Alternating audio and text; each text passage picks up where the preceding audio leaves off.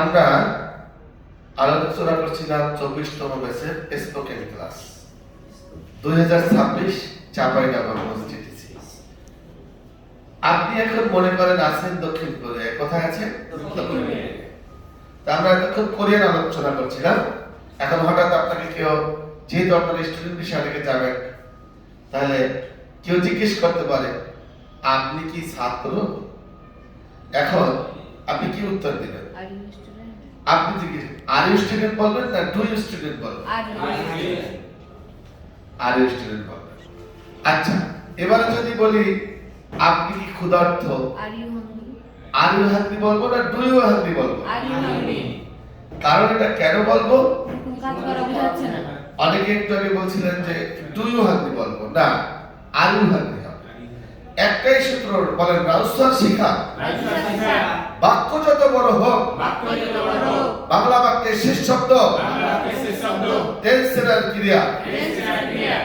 তাহলে বাক্য যত বড় হোক কোথায় চলে যাব? বাক্যের শেষ শব্দে। বাক্যের শেষ শব্দে চলে যাব। গভীর মনোযোগ। উপভোগ করছি চাঁপাইনবাবগঞ্জ ডিটিসির 24তম ব্যাচের grammar class spoken and spoken. তাহলে কেন আমরা আর ইউ হাংরি বলবো, ডু ইউ হাংরি বলবো না? আর ইউ স্টুডেন্ট বলবো, ডু ইউ স্টুডেন্ট বলবো না? আর ইউ শিখ বলবো, ডু ইউ শিখ বলবো না? আর ইউ টিচার বলবো, ডু ইউ টিচার বলবো না? কবির মনোযোগ। বলেন, যে বাংলা বাক্যের শেষ শব্দে কোনো কিছু করা বুঝায় না, সেই বাক্যগুলো বিবাদ বা হভাব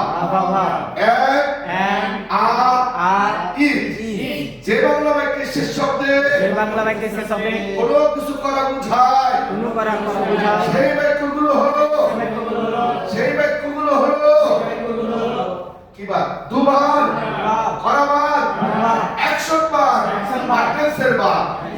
আপনাকে যখন আমি জিজ্ঞেস করছি যে, তখন আপনি কি জবাব দিয়েছেন? Are you student. এটা কি কিছু করা বুঝাইছে? না।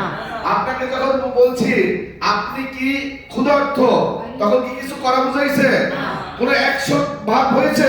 না। তাহলে আমরা যখন বাংলা বাক্যে শেষ শব্দে কোনো কিছু করা বুঝাইবে না, সেই সমস্ত জায়গায় আমরা কি বসাবো? এম আ ইজ, অর্থাৎ বিভাগ বসাবো।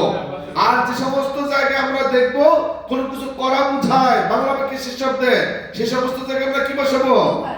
ডু ভার্ব, করা ভার্ব, টেন্সের ভার্ব, অ্যাকশন ভার্ব। ধন্যবাদ। গেস্ট আসছে, এখন বলেন guest has come. Guest has come. মেহমান এসেছে। Sir has come. স্যার এসেছে। এখন যদি বিভাগ বলি সে একজন স্যার, তার বলবো কি হি ইজ আ টিচার। ধন্যবাদ। আসসালামু আলাইকুম।